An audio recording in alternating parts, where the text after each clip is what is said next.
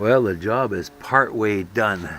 Here you can see we're wrapped with the tin foil and the heat tape, trussed up like a Christmas turkey, and we're halfway to the wet bay. I've got the heat tape doubled up. Whatever I have left over will just go inside the wet bay in case the temperature drops. I'll keep you posted. Apparently the Trippin' Sister decided to make a video, and in doing so she lifted up the window, which popped that strip of tape off. But that's okay, I can reseal that, that's no problem. Here we have the finished project. So I actually split some of the pipe wrap in order to get around the filter.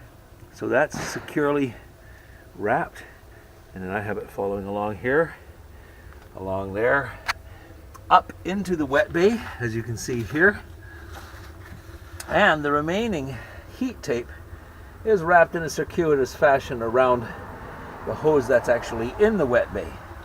Now, I don't anticipate that the wet bay will get down to freezing, but I had to do something with the extra hose. And to cap it all off, I've taken the heavy-duty plastic bag, which I usually use to wrap our sewer hose, the Stinky Slinky, with, and I've used that to stuff it in the hole where the services come up from down below. Now, that in itself will not provide a lot of insulative value, but it would stop the wind. And we have our lamp with a 75-watt bulb there, and that will provide ample heat to keep the wet bay from freezing. While I was at it, I also went across to the construction site across the way, spoke to the foreman and asked if I could pick through their cutoff pile. So I'm planning on getting enough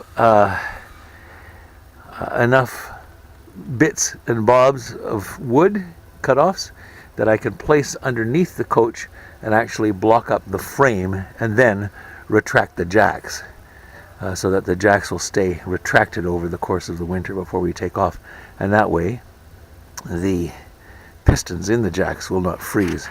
So, and that's it, this little project completed. I guess it's time to move on to the next one.